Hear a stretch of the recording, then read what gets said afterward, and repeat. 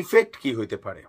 যে ইফেক্টটা হতে পারে বাংলাদেশ সম্পর্কে ইসলাম ফোবিয়া জিনিসটা এখানে ঢুকাই দেওয়া হবে। ইভেন ট্রাম্প সরকার আসার পর আপনি দেখেন পাকিস্তান সহ বেশ কিছু রাষ্ট্রের প্রতি কয়েকটা লেয়ারের সিকিউরিটি ইস্যু অলরেডি কার্যকর করা হয়েছে, বাংলাদেশ এখানে বাদ গেছে। কিন্তু এই প্রতিবেদনগুলো ট্রাম্পের দৃষ্টিকে বাংলাদেশের দিকে একটা কট্টরপন্থী রাষ্ট্র হিসেবেই তৈরি করতে, মানে একটা মেন্টালি তৈরি করতে ভূমিকা রাখবে। আর রেজাল্ট স্যাংশন আসতে পারে, ভিসা জটিলতা আসতে পারে, এখানে বিনিয়োগের ইস্যুটা কমে যেতে পারে, নানান ধরনের ঝক্কি ঝামেলা কিন্তু সরকারকে পোহাতে হবে।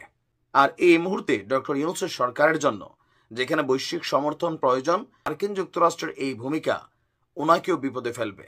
যদিও সরকার এটার প্রতিবাদ জানিয়েছে, বাট কতটুকু আমেরিকা এটাকে আমলে নেবে, কারণ তাদের গোয়েন্দা প্রধান এসে বলছে ভারতে বসে, আপনাদের কথাগুলো নিশ্চয়ই খেয়াল আছে। গেল কয়েকদিন আগে যখন ভারতে সফররত মার্কিন যুক্তরাষ্ট্রের গোয়েন্দা প্রধান তুলসী গ্যাবার্ড তিনি একটা মন্তব্য করলেন বাংলাদেশ নিয়ে। এখন বিষয়টাকে আমরা আসলে ওইভাবে সিরিয়াস নেই। আমরা আমাদের জায়গা থেকে প্রতিবাদ করেছি, এটা নিয়ে কথা বলেছি। তুলসী গ্যাবার্ডের 14 গোষ্ঠী মোটামুটি আমরা উদ্ধার করেছি। এই বিষয়টা আসলে দেশের জন্য কতটা ইফেক্টিভ, বিশেষ করে মার্কিন যুক্তরাষ্ট্র যদি কোনো রাষ্ট্রের পিছনে লাগে, মার্কিন যুক্তরাষ্ট্রের গণমাধ্যমগুলো যদি কোনো রাষ্ট্রকে রিপ্রেজেন্ট করা শুরু করে, পরিণতি সবসময় খারাপের দিকে যায়।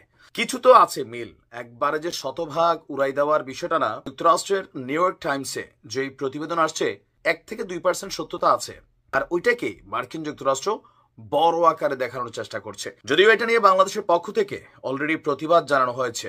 সম্প্রতি যুক্তরাষ্ট্রের দ্য নিউ ইয়র্ক টাইমসে বাংলাদেশে নতুন করে গড়ে উঠেছে ইসলামী কট্টরপন্থীরা সুযোগ খুঁজছে।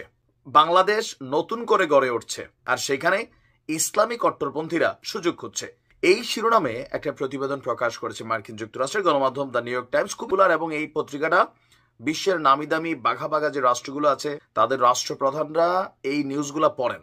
আর এটা নিয়ে আমাদের সরকারের পক্ষ থেকে বলা যে বিভ্রান্তিকর এবং একপক্ষীয় বলে প্রতিবেদন বলা হয়েছে।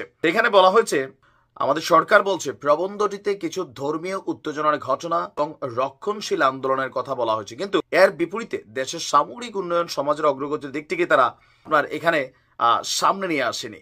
আরেকটা ভুল তথ্য হচ্ছে যে প্রধান উপদেষ্টা ডক্টর মোহাম্মদ ইউনূস চরমপন্থী শক্তির বিরুদ্ধে কঠোর অবস্থান নেননি।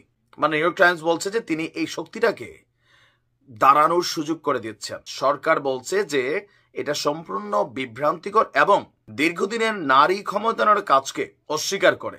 ইউনূস সবসময় নারীর ক্ষমতায়নের পক্ষে দাঁড়িয়েছেন, গ্রামীণ ব্যাংক এবং তার কেরিয়ার জুড়ে নারীদের অর্থনৈতিকভাবে স্বাবলম্বী করার জন্য কাজ করেছেন। এবং বাংলাদেশের ধর্মীয় সহিংসতা হিসাবে যে চিত্র সেই প্রতিবেদনে তুলে ধরা হয়েছে সেটাও বিভ্রান্তিকর হিসাবে সরকার বলছে যে রাজনৈতিক দলগুলো, এটা কিন্তু আমরা জানি এই দেশে ধর্মীয় যে ঘটনাগুলো ঘটে ম্যাক্সিমাম সময় এটা পলিটিক্যাল। আওয়ামী লীগের আমলে আলেমোলামারা বা যারা আলেমোলামার মধ্যেও যারা রাজনীতি করতেন, আওয়ামী লীগের বিরুদ্ধে কথা বলতেন, বঙ্গবন্ধুর বিরুদ্ধে কথা বলতেন, তাদেরকে ধরা হয়েছে। যারা নর্মাল ওয়াজ মাহফিল করছেন এদেরকে কিন্তু ধরে নাই। যারা নিজেদের রাজনৈতিক দলকে পারপাস করতেন, সার্ভ করতেন, তারাই কিন্তু বাটে পড়ছে। আবার এখনো দেখেন এই আমলে আইসো তো টুকিটাকে আমরা দেখছি।